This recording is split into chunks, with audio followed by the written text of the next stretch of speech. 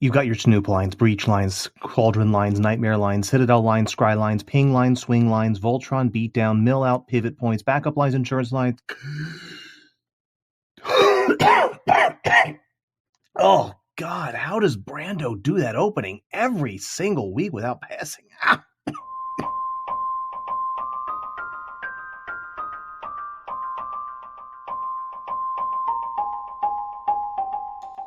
Hello and welcome to another episode of Gemstone Mine. I'm John, and this week we're closing out the Arc of Rakdos with another hot brew. Hot brews are the ones you're not going to see at every other pod in a tournament, or the ones that are the most likely to show up on the cEDH decklist database. And this week, here it is as promised, a cEDH Goblins deck, care of FENIX of the Mindsculptors. FENIX was not able to sit down with me today to go over the list with you as part of this episode, but I will share everything I learned talking about the deck list with FENIX, and frankly, this list is pretty wild. But before we get started, I just want to thank you again for tuning in, and if you're enjoying these episodes, a like or a subscribe really goes a long way to help this whole channel out. And with Duskmorn right around the corner, I know where I'll be going to for my lore dumps from Commander Munchies here on Commander Cookout Media Group. And of course, thanks to the sponsors of Commander Cookout Media Group, FusionGamingOnline.com, they're your source for all your gaming needs. So because this is going to be a rather long episode to cover everything that's going on in this deck, I'm going to get started right away. The elevator pitch for this deck that FENIX gave me was basically that it's a deck that's built around being low to the ground, creature-focused strategy, with very difficult to interact with combos, and basically all the tutors you need to get access to all of the pieces you want. There is no single point of failure in the deck because it relies on so many different layered combos. It's not that an opponent can simply say, I'm going to counter the Gnaws, or destroy a particular piece, and that is going to defang the deck. As such, you don't really feel forced to remove any specific stacks until you really want to try to win, so you can either play fast or slow. And having the failback plan of being able to beat face hard with what this commander is going to allow you to do is very, very appealing. And our commander is going to be Gev, Scaled Scorch. It is not, in fact, a lizard commander. Well, I mean, yes, technically it is a lizard, a 3/2 legendary lizard mercenary for black and a red to be specific, but it's actually a goblin commander in this case. And let me explain. Gev has 3 triggered abilities. The first one is Ward, pay 2 life, which is fine, but the one that we really care about is the second ability, which says, other creatures you control enter the battlefield with an additional +1/+1 counter on them for each opponent who lost life this turn. Finally, Gev also has, whenever you cast a lizard spell, Gev's Scaled Scorch deals 1 damage to target opponent. Now, in this particular list, we're running exactly 0 other lizards, so that's never really going to come up for us. We have a lot of better use of our slots. But Gev is our enabler to many of our core combos. If at least one opponent has lost at least 1 life this turn, Gev allows us to sacrifice a creature with Persist an unbounded number of times for a variety of effects, including but not limited to winning the game on the spot. When he was telling me about how this deck played, FENIX likened it to Pauper Goblins, which exploit its creatures as fodder for a number of useful and frankly undercosted effects that have the additional cost of sacrificing creatures. I describe it as being a lot like other black-centric aristocrats decks you might be familiar with from traditional Commander, but unlike other cEDH decks, where often you are very protective of your creatures as precious resource value engines or combo pieces which you can't afford to lose, your creatures in this deck are pure fodder, meant to be exploited to your advantage. Part of the reason for that is that Gev is the core enabler for the layered combos in this deck.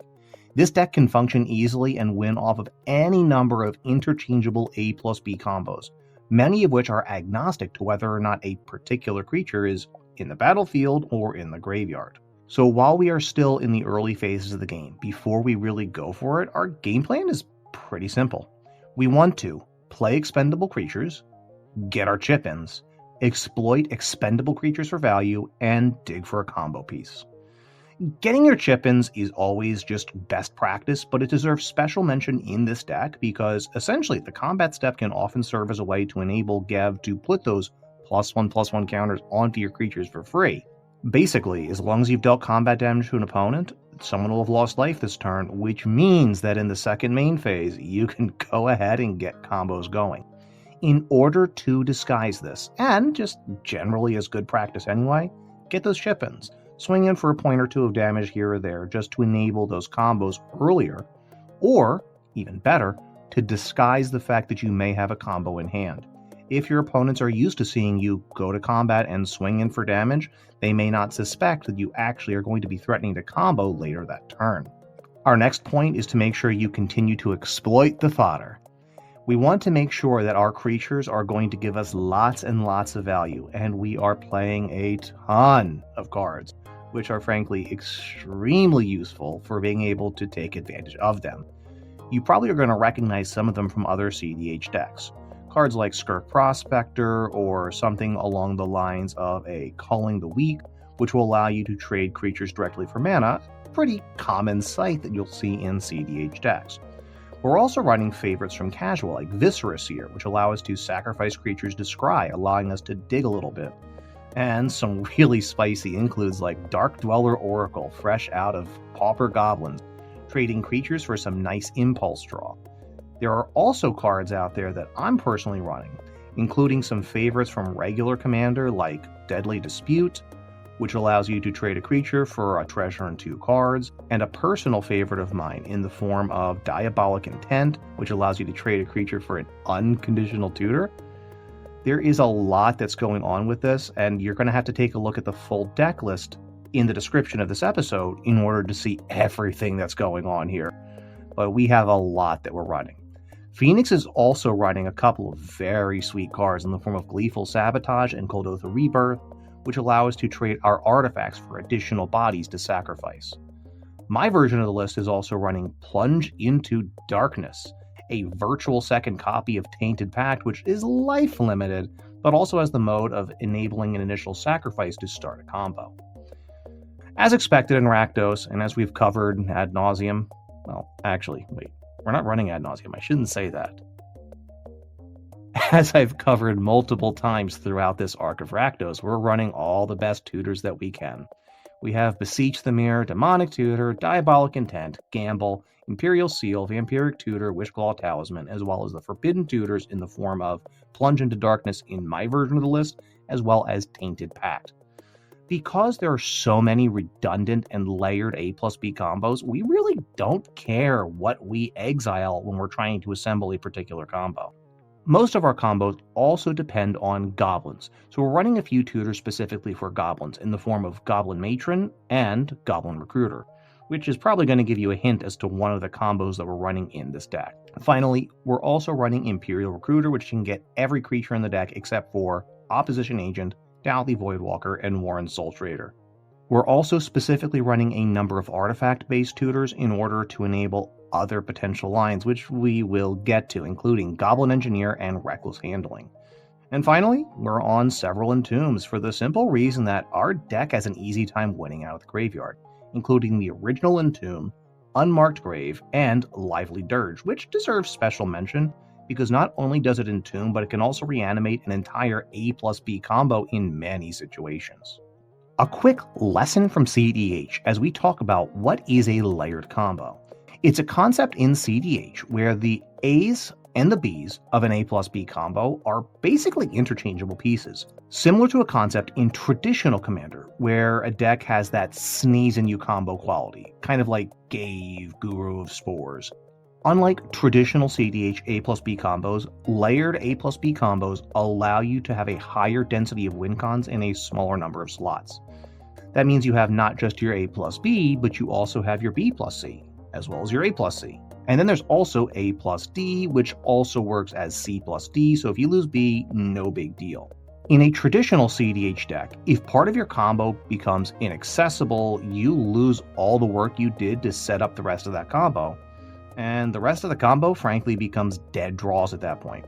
You must then pivot to Plan B, which requires a greater expenditure of resources because often new setup is required. Because the pieces of their combos are almost interchangeable, layered combo decks pivot so much more easily between their various plans, and can often present win attempt after win attempt over and over until they finally manage to exhaust their opponents and force a win through. So let's talk about how our deck is going to win the game. And honestly, this is kind of the most exciting part of the deck because, as I've already hinted at, there are so many layered combos to go through. There's no way I'm going to be able to cover all of them in one run through. So be sure to check out the deck lists in the description. I actually wrote a primer up for my version of the deck list, so you can check that one out for a more comprehensive overview. I'm going to try to keep things relatively organized with this, and I'm going to break down the combos that win the game into 3 main types. We have onboard combos, top of library combos, and graveyard combos. Most of our onboard combos are going to be built around the following framework. Our commander, Gev's Scorch Scale, plus any persist creature, plus any sack outlet. Now, my version of the list is also on Mayhem Devil, which FENIX's version is not, as this forms a very useful plus C to many of the other A plus B combos that are in the deck, allowing us to much more easily turn basically any A plus B sack outlet plus persist combo into a way to also win the game on the spot. The persist creatures that we're running include Lesser Masticore, Putrid Goblin, and Murderous Redcap. Murderous Redcap is probably the most useful combo creature here because it does allow us to form an A plus B that wins the game almost on the spot with most of our sack outlets. Murderous Redcap is 4 mana, 2 a Rakdos Hybrid for a 2/2 Goblin with Persist, and when it enters the battlefield, it deals damage equal to its power to target player. With Gev, that allows us to very quickly take our opponents out because we can loop it over and over to kill our opponents. Lesser Masticore and Putrid Goblin don't have as useful ETBs on them. In fact, Lesser Masticores, when we cast it for the first time, if we cast it, it actually forces us to do a discard, but it can be used to help us control the battlefield, and Putrid Goblin doesn't actually have any ETBs. But most of our sack outlets, or our other enablers like Mayhem Devil, will allow us to still use this to combo off and win the game. We're running a number of very useful sack outlets, including those that allow us to sack for mana, including Skirk Prospector and the new Warren Soul Trader from Modern Horizons 3. We can also sack for cards in the form of Dark Dweller Oracle, as well as a number of other cards that we run in the deck, like Village Rites or Corrupted Conviction. We are also using a sack outlet in the form of Altar of Dementia, which can be used to convert an onboard combo into a graveyard combo, which we will get to in a moment. But first, we're going to talk about top of the library combos. And most of our top of the library combos are going to function off the back of Conspicuous Snoop. Red for a 2/2 Goblin with you play with the top card of your library revealed, and Conspicuous Snoop has the activated abilities of any Goblin card on top of your library, and you may cast Goblin spells off the top of your library. This is a well-explored combo piece in many Gruul decks, but unlike those decks, we do not need to run Kiki-Jiki Mirror Breaker lines in this list thanks to Gev. This actually does save a number of slots and allows us to also fit in more on-board tutors and graveyard combos, which layer nicely with what the Snoop is trying to do. Most of these piles will be enabled by Goblin Recruiter and stacking the top of your deck. First, you have Gev plus Snoop. One of these piles turns Goblin Recruiter into a 1-card combo to set up your win. Ideally, you want to have a way to generate some excess mana, so you may want to consider putting a Dockside Extortionist high up in your pile.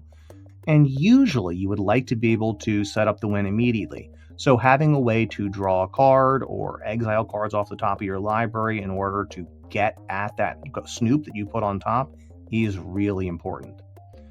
Now, unlike other decks, such as Protean Hulk decks, you really don't care whether the creatures are being recruited to the top of your library or already happen to be in your hand. Particularly in this version of the deck, we don't mind so much if we have the combo creature in hand as opposed to in play. So it's not that big of a deal, making the deck much more flexible. You can take a look in the deck list for all the different piles that this deck runs, which allows you to generate unbounded mana, unbounded treasures, unbounded damage. But basically, you're always going to pile Conspicuous Snoop on top and then a combo piece or two below it. And usually you're going to follow this at the bottom of the pile with some kind of insurance plan, something like Dark Dweller Oracle, allowing you to convert all the mana that you may not have been able to use to win the game into drawing a bunch of cards and potentially trying to win the game again. Now, we're also on Bolas's Citadel because we are not really on Ad-Naus and our life total doesn't matter too much. And it does a pretty good impression of a bad Ad Nauseam, but it also works as a really good substitute for Snoop. Because again, unlike the Kiki Jiki lines, we really can just pull off all of these with either Snoop or Bolas's Citadel, whether or not we have access to specifically goblins. So from a board with just Gev, Scaled Scorch, and Bolas's Citadel, we can still win immediately with an Imperial Seal or Vampiric Tutor to go get Goblin Recruiter, and then staff the top of our deck, usually again with something like Skirk Prospector, Murderous Redcap, and then a backup plan like Dark Dweller Oracle. Our graveyard combos are where things get really juicy, because they allow us to easily pivot from on-board combos to top-of-the-library combos, and they're built around 4 primary enablers: Agatha's Soul Cauldron, Chthonian Nightmare, Goblin Engineer, and Underworld Breach. Most of these combos can be set up from an onboard combo or a top-of-the-library combo. Particularly if we don't have the win right away, it's not that hard to just lateral into one of these. Agatha's Soul Cauldron works amazingly well with Gev because Gev is already spotting all of our creatures' easy +1/+1 counters, meaning that often a single activation of Soul Cauldron is enough to have multiple redundant copies of an important activated ability. Most often, we'll choose to combine the sack effect with one of our persist creatures in order to win the game. So getting a card like Mog Fanatic allows all of our creatures to have sacrifice this creature, deal 1 damage to any target, which is usually enough to win the game on the spot. Skirk Prospectors can be used to get tons of mana, Viscera Seer can get us an easy scry to a win condition, and Warren Soul Trader can get us all the mana we need in order to pull off another win. We also have another couple of juicy options we could potentially use, trading in treasures to a professional Facebreaker, for instance, or accessing a particularly juicy pile of cards with void counters on them with something like Dalthy Voidwalker. Next up, Chthonian Nightmare combos are usually going to be enabled specifically alongside Dockside Extortionist to generate the mana we need to combo off, creating an unbounded amount of treasure to cast Nightmare over and over. Almost any of our creatures, including our commander, will allow us to generate unbounded amounts of treasure with Dockside and a total of 7 or more artifacts or enchantments under our opponent's control. Murderous Redcap is perfect for this, and just wins the game on the spot. Lesser Masticore doesn't win the game, but can remove unfortunate stacks pieces that get in our way, allowing us to then lateral over to winning with our commander if needed. Mayhem Devil is something that, again, I am on just because it makes that loop so much easier, and Goblin Engineer can often be used to set up a very easy pile of cards in your graveyard. Getting specific artifacts like a sack outlet in the form of Altar of Dementia or a combo engine like Agatha's Soul Cauldron to win the game on the spot. Can also go and just get you Wishclaw Talisman to start going ahead and winning that way, or potentially going and set up Grinding Station and Lion's Eye Diamond if you have access to Breach. Goblin Matron, Goblin Recruiter, Orcish Bowmasters, Imperial Recruiter, all easy ways to be able to very easily turn winning the game from a Chthonian Nightmare line. Finally, we're in Rakdos, so we are 100% on Breach combos, and we are not ashamed to be so. It's not that hard. You are able to convert infinite mana from something like Lion's Eye Diamond and Grinding Station into unlimited self-mill to set up your access to another combo. I also just want to mention that Lively Dirge, in case you haven't noticed, most of our creatures have very low mana values. So often, if you happen to have a combo piece already in your graveyard, drawing a Lively Dirge means that for 5 mana, you can then entomb another combo piece, reanimate both of them, and win on the spot. It's such a sweet line. FENIX is also running assemble cards that I am personally not on, including Seasoned Pyromancer, Stitcher's Supplier, and Wheel of Fortune. Now, outside of all of those different combo lines we just went through, the deck still has backup plans, including the ability to just go for the beatdown. Because Gev is going to give all those +1/+1 counters, up to 3 on each creature that we play, It's not unrealistic that you happen to have the biggest army of creatures on the battlefield, so if the game does grind to a halt because somebody managed to stacks out the board, or everybody is just kind of holding on to all of their value engines, it's not unrealistic that you just start going for the beatdown game plan.